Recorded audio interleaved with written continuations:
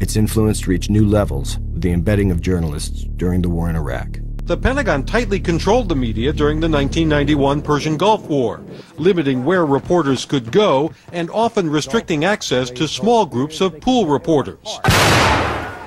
This time, the Pentagon is doing an about-face. After running more than 230 journalists through media boot camps, the Pentagon is inviting more than 500 media representatives to accompany U.S. combat units to war. Despite being widely praised as a new form of realism in war coverage, the strategy of embedding reporters has raised new questions about the ability of war reporters to convey balanced information to the American people. U.S. Army 7th Cavalry.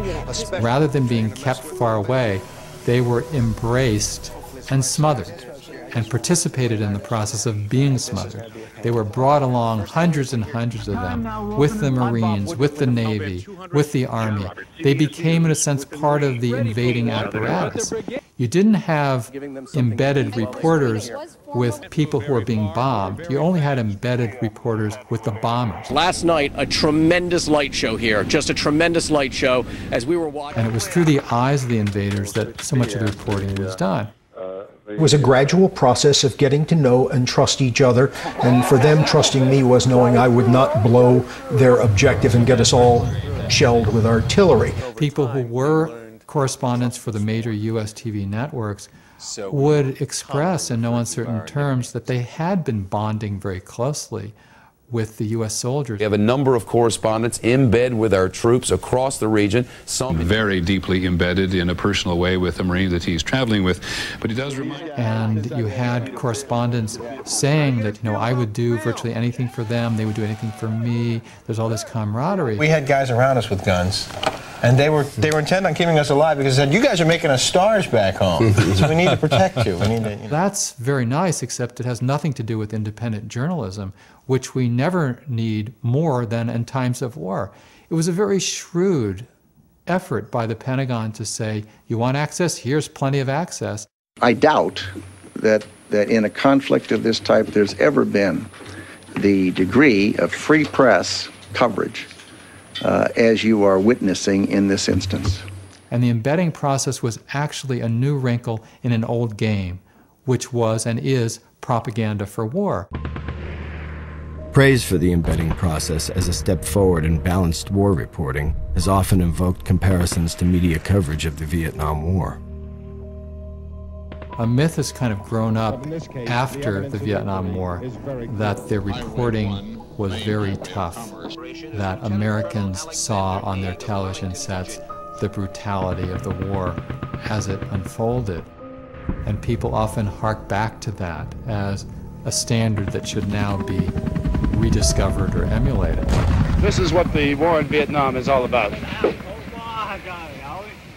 Yes, there was exceptional reporting, but it was the exception. And so you had the Zippo lighters being used by the GIs burning down the huts of a village that Morley Safer on CBS reported. Well, people mentioned that actually because it was unusual.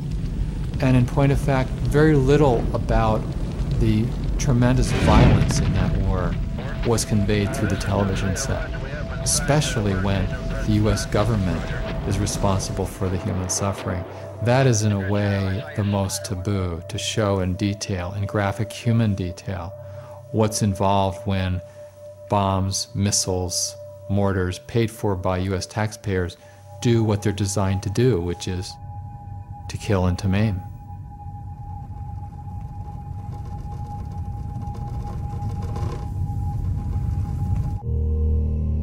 I know that this is a great concern. I think it's part of the Vietnam Syndrome. The Vietnam Syndrome that President Reagan mentioned was a reference to America's attempt to forget its most unpopular war. This will not be another Vietnam.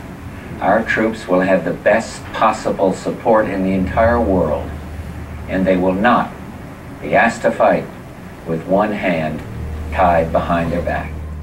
Like President Reagan before him, President George H.W. Bush explicitly set out during the first Gulf War to rid the national psyche of the so-called Vietnam Syndrome, the common belief after the bloody and protracted conflict in Vietnam that the American public no longer had the stomach for war unless guaranteed swift, easy and decisive victory.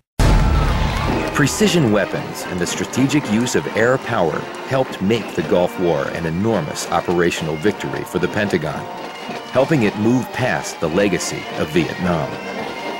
Well, it's a proud day for America, and by God, we've kicked Vietnam syndrome once and for all. Thank you very, very much. The idea is that supposedly the public is not willing to back strong military action because people have become too skittish about U.S. casualties.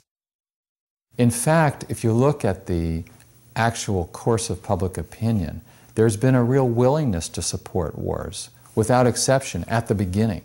Public support for the Second World War never fell below 77%, according to opinion polls.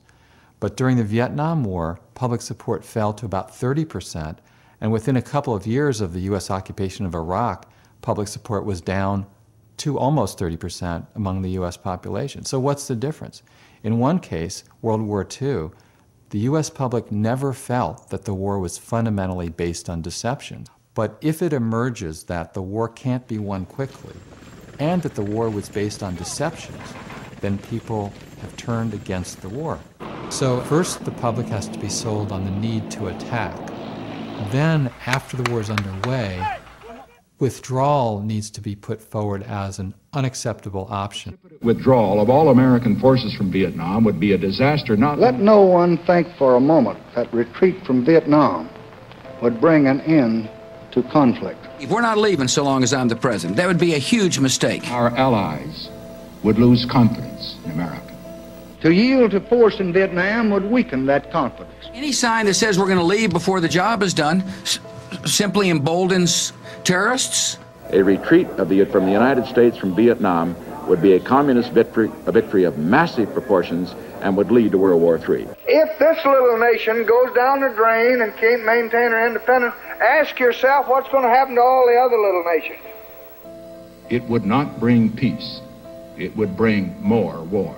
And many propaganda lines become stock in trade of those who started the war in the first place. The party of FDR and the party of Harry Truman has become the party of cut and run. The American people will not stand for surrender. Cowards cut and run. They're advocating a policy called cut and run. That party's old pattern of cutting and running. If we hightailed it and cut and run, we won't cut and run. Cut and run. Cut and run. We will not cut and run. Cut and run. Cut and run. Cut and run. How do you respond? We'll stay the course. We must stay the course. We stay the course. We will stay the course. And we're not going to cut and run if I'm in the Oval Office. All a president has to do is start a war, and these arguments kick in that you can't stop it. So it's a real incentive for a president to lie, to deceive, to manipulate sufficiently to get the war started. And then they've got a long way to go without any sort of substantive challenge that says, hey, this war has to end.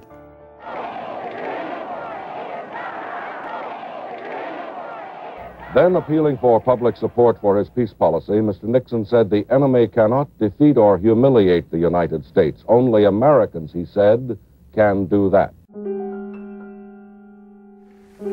The peacemakers are out there on the field. The soldier and the statesman need and welcome the sincere and the responsible assistance of concerned Americans. But they need reason much more than they need emotion. They must have a practical solution and not a concoction of wishful thinking and false hopes, however well-intentioned and well-meaning they may be. It must be a solution that does not call for surrender or for cutting and running now. Those fantasies hold the nightmare of World War III and a much larger war tomorrow. During the Vietnam War, public opinion polls were showing, after a few years, into the early 1970s, that a majority of Americans felt the war was wrong, even immoral, and yet the war continued because the momentum was there. Vice President Agnew's target for tonight, as he put it, was the professional pessimist. Most of those, the Vice President explained at a rally for California Republicans, are Democrats. And it was all the kind of rhetoric Republican crowds have been enjoying on this tour. In the United States today, we have more than our share of the nattering nabobs of negativism. The same has been the case in terms of the occupation of Iraq. The President and I cannot prevent certain politicians from losing their memory or their backbone, but we're not going to sit by and let them rewrite history. And that's an insidious process, because often those who oppose a war are simply discounted. Congressman John Murtha, the first Vietnam vet to serve in Congress, a man awarded a Bronze Star and 2 Purple Hearts, choking back tears as he talked about his change of heart. It's time to bring them home. They've done everything they can do. The military's done everything they do. This war has been so mishandled from the very start. Not only was the intelligence bad, the way they disbanded the troops, there's all kinds of mistakes have been made. They don't deserve to continue to suffer. They're the targets. As an original supporter of the war and somebody known as a hawk, pro-military inside the Congress, John Murtha, despite his credentials, he was not taken terribly seriously. This guy is long past the day when he had anything but the foggiest awareness of what the heck is going on in the world. And that soundbite is naivete writ large. And the man is an absolute fountain of such talk. His recommendations to pull out U.S. troops discounted by pundits. Pennsylvania Congressman John Murtha once again sounding like the Grim Reaper when it comes to the war on terror. Murtha's running a psyop against his own people and against his own military. No, Alan, wait a minute. As a veteran, I consider it my duty to defend those who defend America against repeated public attacks by a politician who cares nothing more than political and personal gain than the welfare of our fellow Americans on the battlefield. And yet you looked at the polls and you found a large amount of Americans totally were in his corner on this. I go by Arlington Cemetery every day. And the vice president, he criticizes Democrats. Let me tell you, those gravestones don't say Democrat or Republican, they say American. And almost any analysis of public opinion data laid side by side with what news media are or are not advocating in terms of editorials will show that the media establishment is way behind the grassroots. In February of 1968, the Boston Globe did a survey of 39 different major U.S. daily newspapers. The Globe could not find a single paper that had editorialized for withdrawal of U.S. troops from Vietnam.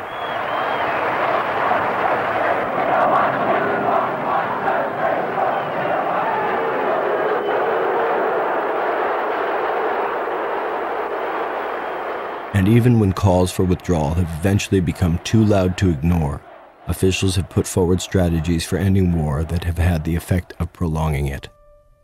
In some cases, as with the Nixon administration's strategy of Vietnamization, actually escalating war in the name of ending it. In the previous administration, we Americanized the war in Vietnam.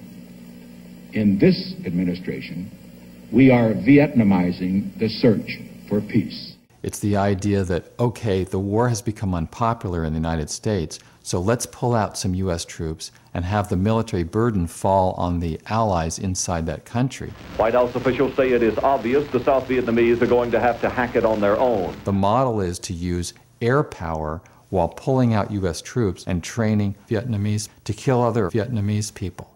And several decades later, in effect, that is a goal of George W. Bush's administration. Our strategy can be summed up this way.